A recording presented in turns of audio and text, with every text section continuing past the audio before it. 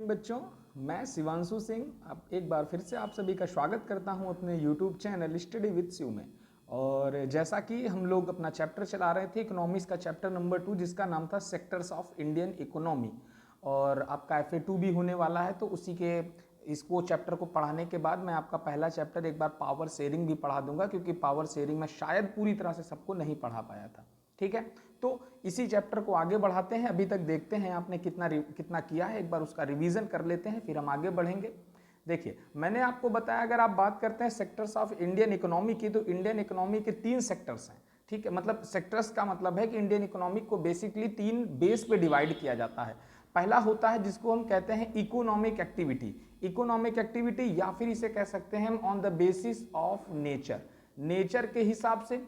दूसरा होता है on the basis of employment condition, और तीसरा होता है on the basis of ownership.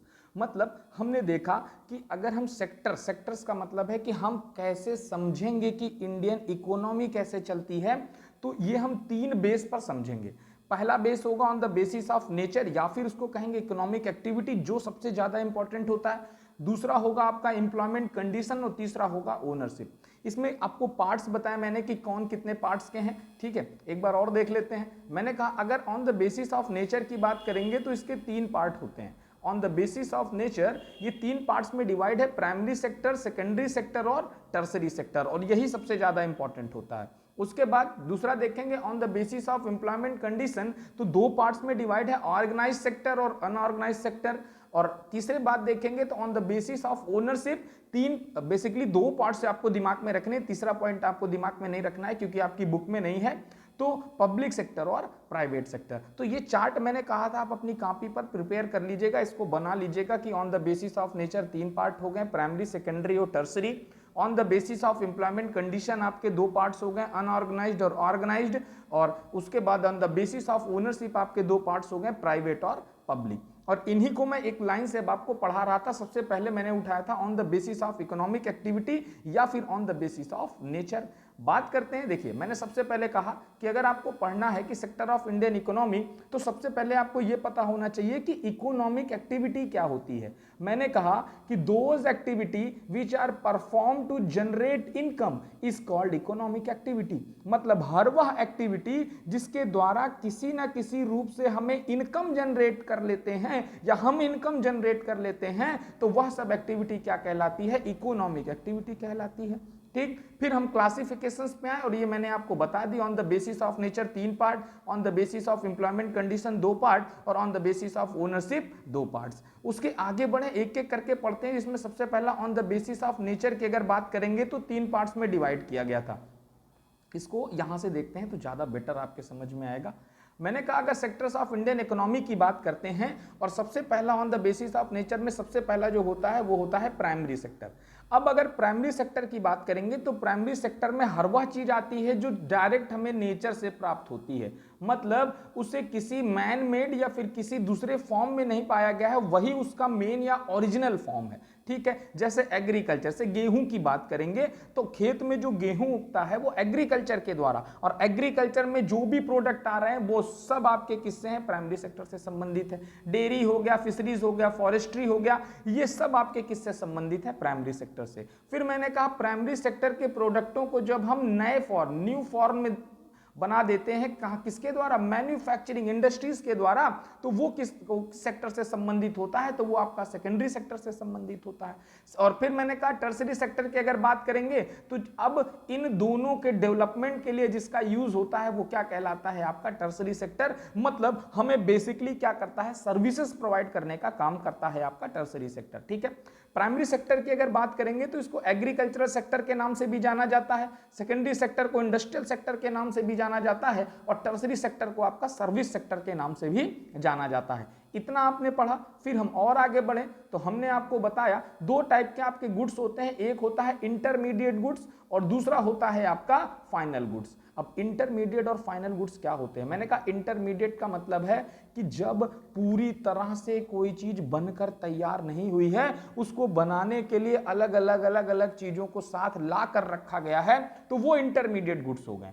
और जब पूरी तरह से बनकर वह तैयार हो गई तो वो कौन सा हो गया? फाइनल गुड्स हो गया। सिंपल सी बात, मैंने कहा आपको ब्रेड बनाना है तो ब्रेड बनाने के लिए मैदा, सब कुछ चीजें जो अलग अलग हैं आई हैं, तो वो सब इंटरमीडिएट गुड्स हो गई। और फिर ब्रेड को पैक कर दिया गया एक पैकेट में, झिल्ली में, तो वो क्या कहलाया? यही आपका फाइनल गुड्स कहलाया। और हम कोई भी चीज अगर कैलकुलेट करते हैं तो दिमाग में रखना है कि हम फाइनल गुड्स पर ही कैलकुलेट करते हैं। क्यों? क्योंकि फाइनल गुड्स में सभी चीजों का दाम, जैसे ब्रेड में मैदे कितने का था, तो ये सब दाम एक एग्जैक्ट रूप से ऐड करके फाइनल गुड्स में रख दिया जाता है। ठीक है, तो कहीं भी अगर कैलकुलेशन की बात आएगी तो किससे करेंगे? तो फाइनल गुड्स करेंगे। इतना आपने पढ़ लिया था।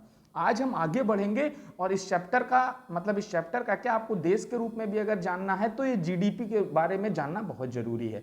अगर हम जीडीपी की बात करते हैं, जीडीपी, तो सबसे पहले आपको दिमाग में रखना है इसका फुल फॉर्म क्या है। जीडीपी का फुल फॉर्म है ग्रॉस डोमेस्टिक प्रोडक्ट। ठीक है, ग्रॉस डोमेस्टिक प्रोडक्ट मतलब, अब ग्रॉस डोमेस्टिक प्रोडक्ट क्या होता है पहले एक बार डिफिनीशन पढ़ लेते हैं, फिर मैं इसको समझाऊंगा आपको अच्छे से।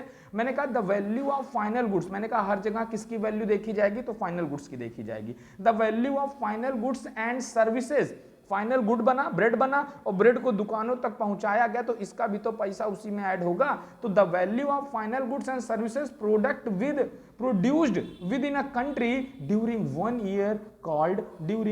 Year called GDP. अब सिंपल सी बात करेंगे, जीडीपी क्या होता है इसको समझेंगे। मान लीजिए हम तो अलग समझते हैं थोड़ा, तो ज्यादा बेहतर समझ में आएगा।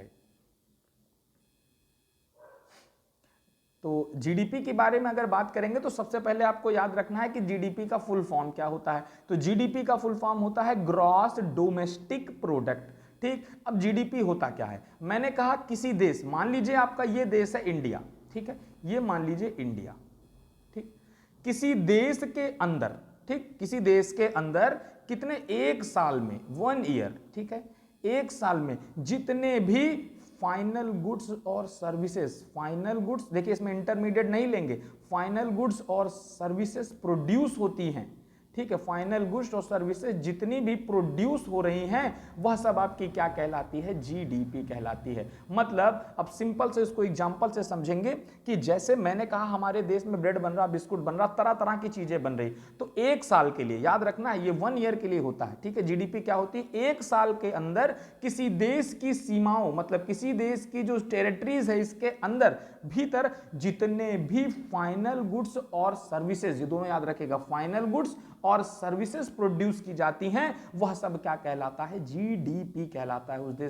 उस देश का ग्रॉस डोमेस्टिक प्रोडक्ट कहलाता है। ठीक है, फिर से मैं बता रहा हूं, एक बार ध्यान से सुनिएगा। मैंने कहा कि किसी देश के अंदर, ठीक है, ये हो गया कोई देश, किसी देश के अंदर एक साल में जितने भी फाइनल गुड्स और सर्विसेज का प्रोडक्शन होता है वह क्या कहलाता है? जीडीपी कहलाता है। तो ये दिमाग में आपको रखना है, क्योंकि जीडीपी की डिफिनीशन आपसे बोर्ड में पूछ ली जाती है। ठीक है, तो जीडीपी एक बार फिर देख लेते हैं क्या है डिफिनीशन इसकी। मैंने कहा कि अगर जीडीपी की बात करते हैं तो जीडीपी का जो फुल फॉर्म होता है आपका, वो होता है gross domestic product, the value of final goods and services, मतलब फाइनल गुड्स और सर्विसेज की जो वैल्यू होगी produce with in a country, किसी देश के अंदर जितना भी ये प्रोड्यूस हो रहा है, कब तक? एक साल के लिए, तो वह क्या कहलाता है? उसकी जीडीपी कहलाता है, ग्रॉस डोमेस्टिक प्रोडक्ट कहलाता है। When all calculated the production of each sector we only added the value of final goods, मतलब मैंने कहा जब हम प्रोडक्शंस को देखते हैं सभी सेक्टर्स में, पर हम उसमें केवल फाइनल गुड्स की ही वैल्यू को ऐड करते हैं रेदर देन इंटरमीडिएट गुड्स। क्यों इंटरमीडिएट गुड्स की वैल्यू ऐड नहीं करते हैं? Because the price of intermediate goods have already been adjusted in the final goods. मैंने कहा आपका ब्रेड का पैकेट आ रहा है, ब्रेड का पैकेट बनाने के लिए मान लीजिए एक ब्रेड में सिंपल समोसे की बात करिए, ब्रेड छोड़िए, मैंने कहा समोसे की बात करते हैं, तो समोसे को बनाने के लिए मैदा चाहिए, आलू चाहिए, नमक चाहिए, गैस चाहिए। तो अब आपसे कहें कि नहीं मुझे केवल आप आलू का प्राइस बताइए, समोसे के अंदर कितना है, तो गड़बड़ हो जाएगा। तो फाइनल गुड्स का मतलब है कि जब 10 रुपए का आपने समोसा खरीदा, तो उस 10 रुपए के समोसे में मैदे का प्राइस भी ऐड हो गया, आपके आलू का प्राइस भी ऐड हो गया, आपको लगने वाली गैस का प्राइस भी ऐड हो गया, उसमें जो आपने मसाले यूज किए हैं वो भी ऐड है। तो समोसा क्या है, एक फाइनल गुड है, ठीक है।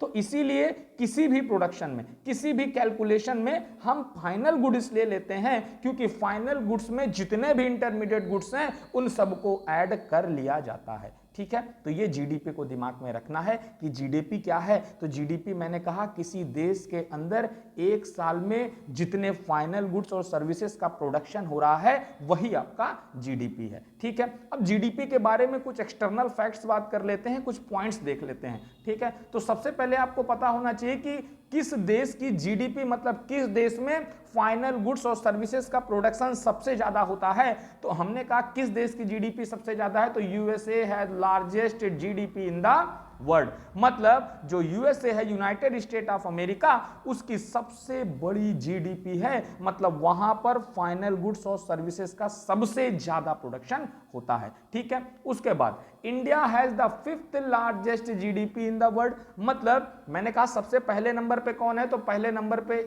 आपका यूएसए है। अगर इंडिया की बात करेंगे तो इंडिया किस नंबर पे है, तो इंडिया आपका 5th नंबर पे है। और the GDP of India measured by central statistical office, मतलब जो जीडीपी हमारे यहाँ कौन नापता है जीडीपी, मतलब ऐसा नहीं कि कितने फाइनल गुड्स बने, कितने सर्विसेज प्रोवाइड की, कोई ना कोई तो इसका ब्यौरा रखेगा ना। तो इसको रखने का काम करता है सेंट्रल स्टैटिस्टिकल ऑफिस, मतलब केंद्रीय सांख्यिकी बोर्ड के नाम से जाना जाता है। तो इसको दिमाग में रखें, सेंट्रल स्टैटिस्टिकल ऑफिस के द्वारा क्या होता है, सीएसओ इसका शॉर्ट फॉर्म होता है। इनके द्वारा हमारे देश में, भारत में जीडीपी का मूल्यांकन किया जाता है या जीडीपी को मीजर किया जाता है, ठीक है। क्या क्या बताया मैंने, पहले जीडीपी बताया आपको, फिर मैंने बताया कि पहले नंबर पे जीडीपी कौन है, किस देश की है, तो यूएसए की। फिर यूएसए के अगर पहले पे तो भारत के कितने नंबर पे है, तो 5वें नंबर पे जीडीपी जो आती है वो भारत की जीडीपी आती है, ठीक है। तो इतने पॉइंट जीडीपी को लेकर आपको याद रखना है। जीडीपी क्या है, तो किसी एक देश के अंदर एक साल में जितने भी फाइनल गुड्स और सर्विसेज का प्रोडक्शन हो रहा है वही आपका क्या कहलाता है, जीडीपी कहलाता है, ठीक है। आगे बढ़ते हैं। मैंने importance of tertiary sector in production, मतलब टर्सरी सेक्टर का प्रोडक्शन में क्या इंपॉर्टेंस होता है। तो जरा सोचिए आप लोग खुद से कि आखिर टर्सरी सेक्टर से हमें क्या फायदा होगा। तो ऑब्वियस सी बात है कि अगर फाइनल गुड्स बन गया तो मार्केट तक उसे कैसे लाया जाएगा, तो मार्केट तक उसको लाने के लिए हमें टर्सरी सेक्टर का उपयोग तो करना पड़ेगा। तो यही इंपॉर्टेंस है उसकी, ठीक है। देख लेते हैं क्या लिखा है आप में। We can find the importance of tertiary sector in production by comparing the contribution of different sectors in year of 1973 to the year of 2013-14। ये आपकी एनसीईआरटी में पूरा चार्ट बना हुआ है। इस चार्ट को मैंने शॉर्ट फॉर्म में आपको समझाया है। चार्ट में क्या लिखा है, मैंने कहा अगर बात करते हैं प्रोडक्शन की 1973-74 में, तो देखिए चार्ट में 40%, अच्छा पहले मैं चार्ट ही आपको दिखा देता हूं। मैंने कहा ये देखिए, यहां पर अगर बात करेंगे तो 1973-74 की अगर बात करेंगे तो इसमें 43 ये आपका प्राइमरी सेक्टर है, ये आपका सेकेंडरी सेक्टर है और ये आपका टर्सरी सेक्टर है, ठीक। ये देखिए प्राइमरी, सेकेंडरी और टर्सरी। इस चार्ट को भी आप अपनी कॉपी में बना लीजिएगा और अगर पेपर में आता है तो इस चार्ट को जरूर बनाइएगा, इंपॉर्टेंस ऑफ अगर टर्सरी सेक्टर पूछ लिया जाए, ठीक है। तो मैंने कहा कि 1973 अगर 74 की बात करते हैं तो प्राइमरी सेक्टर में मात्र 40% बेसिकली क्या हो रहा था, प्रोडक्शन हो रहा था। उसके बाद अगर आप बात करते हैं 10% आपका सेकेंडरी सेक्टर में हो रहा था और आपका लगभग 13% सेकेंडरी सेक्टर में, और 47% जो प्रोडक्शन है वो किस में हो रहा था, टर्सरी सेक्टर में हो रहा था। तो प्रोडक्शन किस में ज्यादा हो रहा है, तो आपका टर्सरी सेक्टर में 1973 में भी हो रहा है, ठीक है। पर हम देख रहे हैं, देखिए प्रोडक्शन अगर पूछा जाए तो किसमें सबसे ज्यादा होता है, यही क्वेश्चन पूछ लिया जाता है। दो क्वेश्चन आते हैं, एक एम्प्लॉयमेंट, दो क्वेश्चन आते हैं, एक आता है प्रोडक्शन कौन सा सेक्टर सबसे ज्यादा करता है। तो अगर प्रोडक्शन की बात करेंगे तो प्रोडक्शन जो कर रहा है वो आपका टर्सरी सेक्टर सबसे ज्यादा करता है। पर दूसरा आता है एम्प्लॉयमेंट, तो अगर एम्प्लॉयमेंट पूछ लिया जाए कि ये बताइए रोजगार कौन सा सबसे ज्यादा सेक्टर देता है, तो एम्प्लॉयमेंट जो दे रहा है वो आपका प्राइमरी सेक्टर दे रहा है, क्योंकि प्राइमरी सेक्टर में एक नहीं कई आदमी एक साथ काम कर रहे होते हैं। तो एम्प्लॉयमेंट में प्राइमरी सेक्टर, अभी हम आगे देखेंगे, पहले इसको समझ लेते हैं, ठीक है। तो मैंने कहा कि चार्ट बना हुआ है, मैंने कहा अगर थोड़ा सा मैं छोटा कर देता हूं तो ज्यादा समझ में आएगा। ठीक, ये देखिए अगर 1973-74 की बात करते हैं तो 40% जो प्रोडक्शन हो रहा है, ये 40% प्रोडक्शन आपका प्राइमरी सेक्टर में, ये आपका 13% जो प्रोडक्शन है सेकेंडरी सेक्टर में, और आपका लगभग 47% जो प्रोडक्शन हो रहा है वो टर्सरी सेक्टर में हो रहा है। पर अगर जैसे ही हम आते हैं प्रोडक्शन, क्योंकि लोग ने खेती करना छोड़ दिया, अब जब एग्रीकल्चर वगैरह फिशरीज वगैरह छोड़ दिया, लोग इंडस्ट्रीज में ज्यादा काम करने लगे, तो इसका प्रोडक्शन कम हो गया।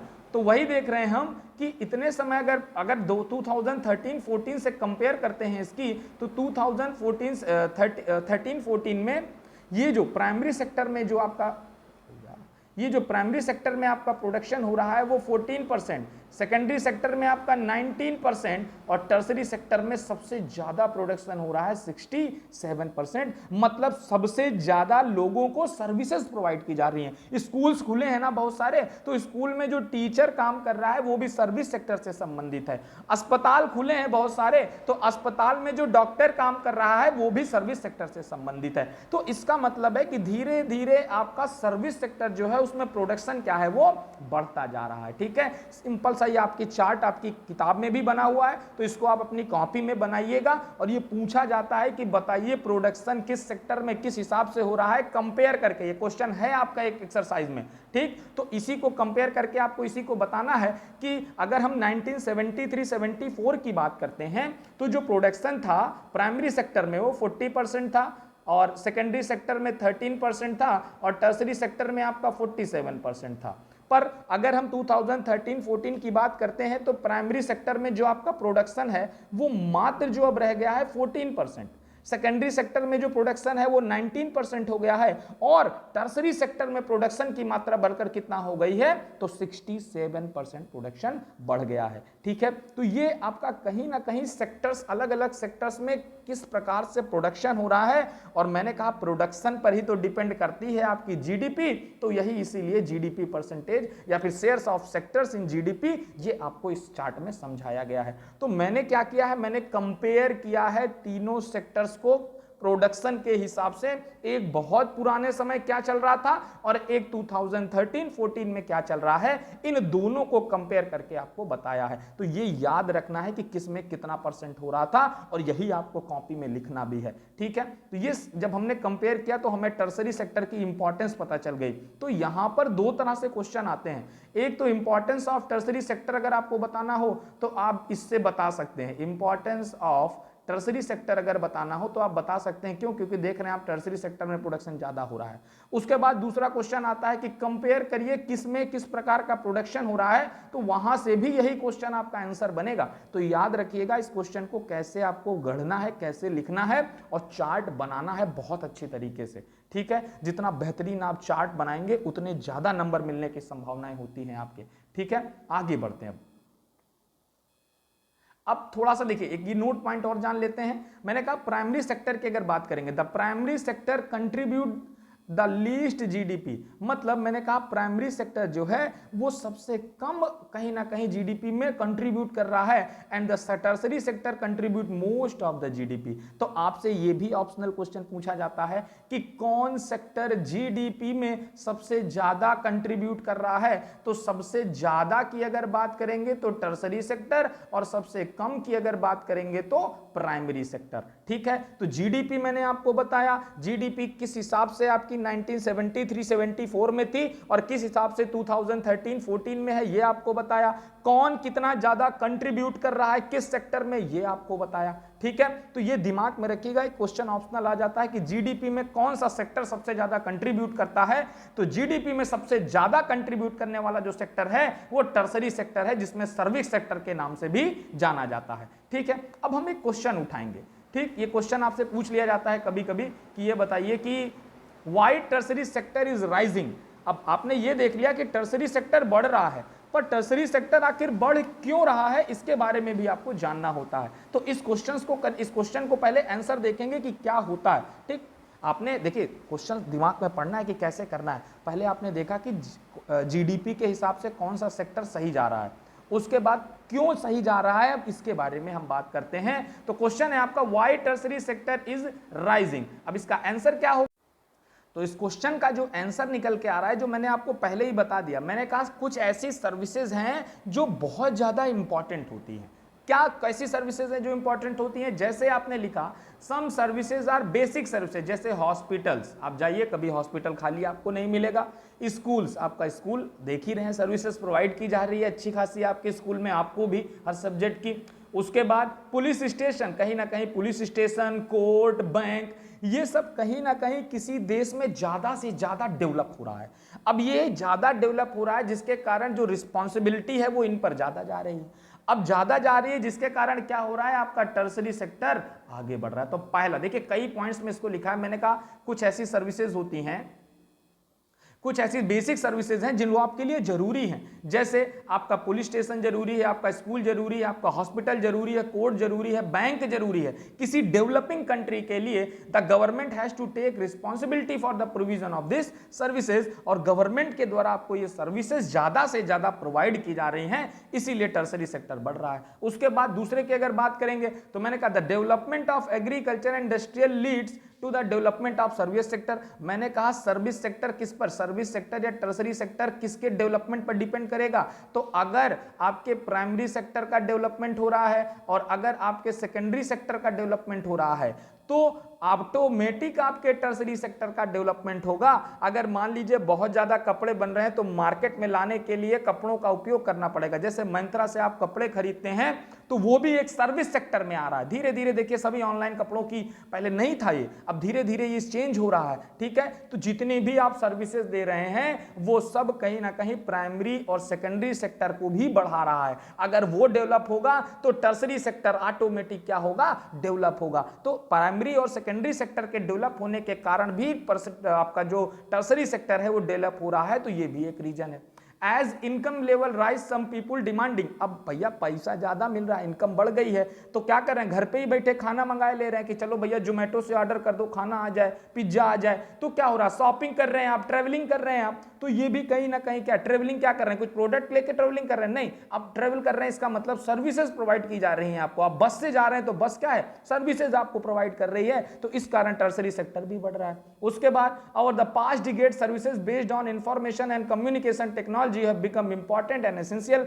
हम देख रहे हैं कि आप मोबाइल ही चला रहे हैं, ठीक है, आप रील देख रहे हैं, तो रील क्या है, जो बना रहा है वो रील देखने के लिए आपको कोई प्रोडक्ट तो दे नहीं रहा है, वो क्या कर रहा है कि रील देखिए आप, तो आपको सर्विसेज प्रोवाइड कर रहा है, जिसके कारण हम कह सकते हैं कि इंफॉर्मेशन आईटी आपकी ज्यादा बेहतर हो रही है, जिसके कारण। तो ये 4 पॉइंट है, ये पहला हो गया, दूसरा हो गया, तीसरा हो गया और ये चौथा। ये 4 पॉइंट आपको बताएंगे कि क्यों टर्सरी सेक्टर को बढ़ावा मिल रहा है या क्यों टर्सरी सेक्टर आज बहुत आगे जा रहा है। तो पहला, क्योंकि बेसिक नीड्स हमारी स्कूल्स, पुलिस स्टेशन, कोर्ट, ये बैंक्स, ये सब सर्विस सेक्टर में ही आते हैं और गवर्नमेंट इनको प्रोवाइड कर रही है हमें। उसके बाद दूसरा कि अगर डेवलपमेंट प्राइमरी सेक्टर और टर्सरी सेक्टर दोनों का हो रहा है, प्राइमरी सेक्टर और सेकेंडरी सेक्टर का हो रहा है, तो ऑटोमेटिक टर्सरी सेक्टर का डेवलपमेंट होगा। उसके बाद इनकम लेवल बढ़ रहा है, जिससे हम डिमांड हमारी बढ़ रही है और हम घर बैठे हर चीज को प्राप्त कर रहे हैं, हर सर्विसेज को प्राप्त कर रहे हैं। उसके बाद पहले डिकेड की अगर बात करेंगे तो कहीं ना कहीं हमारे यहाँ इंफॉर्मेशन टेक्नोलॉजी एक इंपॉर्टेंट रोल, एक जरूरी रोल,